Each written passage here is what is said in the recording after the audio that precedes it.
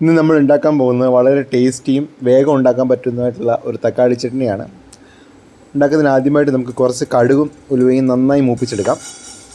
1 spoon കടുക് എടുത്തിട്ടുണ്ട്. അതിൻ്റെ കൂടെ 1 സ്പൂൺ ഉലുവയും കൂടി ഇട്ടിട്ട് പാനിൽ വെച്ചിട്ട് നല്ലോണം മൂപ്പിച്ചെടുക്കാം.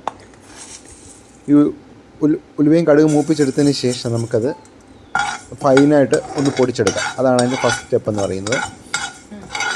നമ്മുടെ ഉലുവയും കടുകും മൂത്ത് വന്നിട്ടുണ്ട്. അത് നമ്മളൊന്ന് പൊടിച്ചെടുക്കുകയാണ് ഫൈനായിട്ട്. അതിനുശേഷം നമുക്ക് നമ്മുടെ തക്കാളി ചെറിയ ചെറിയ പീസായിട്ട് കട്ട് ചെയ്തെടുക്കാം. ഈ തക്കാളി ചട്നി നമുക്ക് ദീർഘകാലം കേടുകൂടാതെ സൂക്ഷിക്കാൻ പറ്റും. നമ്മൾ ഒട്ടും വെള്ളം ചേർക്കാതാണ് ഇത് ഉണ്ടാക്കിയെടുക്കുന്നത്. തക്കാളി വെന്തതിന് ശേഷം നന്നായി ഉടച്ചെടുത്താണ് നമ്മളിത് ഉണ്ടാക്കുന്നത്. ഒട്ടും വെള്ളം ചേർക്കാത്തതുകൊണ്ട് പൂപ്പൊന്നും കയറാൻ നമുക്ക് കുറേ കാലം സൂക്ഷിച്ച് വയ്ക്കാൻ വേണ്ടി പറ്റും. നമ്മൾ തക്കാളി അങ്ങനെ കട്ട് ചെയ്ത് 1 കിലോ തക്കാളിയാണ് നമ്മൾ എടുത്തിട്ടുള്ളത്. തക്കാളി നമ്മൾ കട്ട് ചെയ്തെടുത്തു. അതിനുശേഷം നമുക്ക് ആവശ്യത്തിനുള്ള വെളുത്തുള്ളി അത് ക്ലീൻ ചെയ്തെടുക്കാം. വെളുത്തുള്ളി നമ്മളൊന്ന് ചതച്ചെടുത്തിട്ട് നമുക്ക് തൊലി കളഞ്ഞ് ക്ലീനാക്കി എടുക്കാം. ആവശ്യമുള്ള വറ്റൽമുളക്, എരിവിന് ആവശ്യത്തിന് വേണ്ടിയിട്ട് അല്പം വാളംപുളി, ഇത്രയും സാധനം നമ്മൾ ക്ലീൻ ചെയ്തെടുത്തിട്ടുണ്ട്. ഇനി നമുക്ക് ഇതെല്ലാം കൂടി ഒരുമിച്ചൊരു പാനിലിട്ട് വേവിച്ചെടുക്കാം. ആദ്യം തക്കാളി അതിൻ്റെ നീരോട് കൂടിയാണ്. അതിനുശേഷം വറ്റൽമുളക്, ചെറിയ പുളി, പിന്നെ ആവശ്യത്തിനുള്ള ഗാർലിക്, ഇത്രയും അതിലേക്ക് ചേർത്ത് കൊടുക്കുകയാണ്. ഇതവിടെ അടച്ചു വെച്ച് നമുക്ക് നല്ലോണം വേവിച്ചെടുക്കാം. ഒട്ടും വെള്ളം ചേർത്തിട്ടില്ല. തക്കാളിയുടെ നീര് മാത്രമേ അതിലുള്ളൂ. അതിലേക്ക് നമുക്ക് ആവശ്യത്തിനുള്ള വെളുത്തുള്ളിയും ചേർത്ത് കൊടുത്തിട്ടുണ്ട്. ഇനി അത് വേവിച്ചെടുക്കാം. അത് നമുക്ക് നല്ലോണം ഇളക്കി കൊടുക്കുക. ഇളക്കി വേവിച്ചതിന് ശേഷം നമുക്കത് തണുപ്പിച്ചെടുത്തിട്ട് വേണം അത് അരച്ചെടുക്കാൻ വേണ്ടിയിട്ട്. അപ്പോൾ നമ്മൾ മുളകും വെളുത്തുള്ളിയും തക്കാളിയും ഒരുമിച്ച് പാനിൽ വേവിച്ചെടുക്കുകയാണ്. നല്ലോണം ഇളക്കി കൊടുക്കണം. തക്കാളി ഉടഞ്ഞു വരണം. ഉടഞ്ഞു വരുന്നതിന് ശേഷമാണ് നമ്മളത് മിക്സിയിൽ വെച്ചിട്ട് അരച്ചെടുക്കാൻ വേണ്ടിയിട്ട് പോകുന്നത്.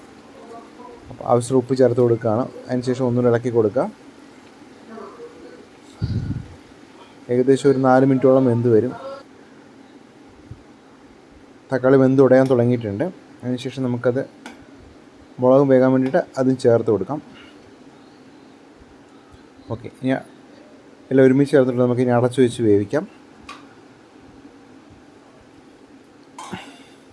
തക്കാളിയും മുളകും വെളുത്തുള്ളിയും വെന്ത് വന്നിട്ടുണ്ട്. ഒന്നും കൂടി നമുക്കത് മിക്സ് ചെയ്ത് കൊടുക്കാം, ഇളക്കി കൊടുക്കാം.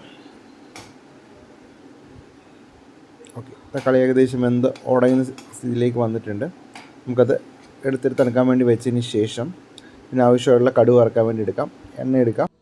കടുക് വറുക്കാൻ വേണ്ടി നമ്മൾ എണ്ണ ഒഴിച്ചിട്ടുണ്ട്. പാലിൽ നമ്മളവിടെ തക്കാളി അരച്ചെടുക്കുന്നുണ്ട്. അത് നമുക്ക് ഇതിലേക്ക് ചേർക്കാം.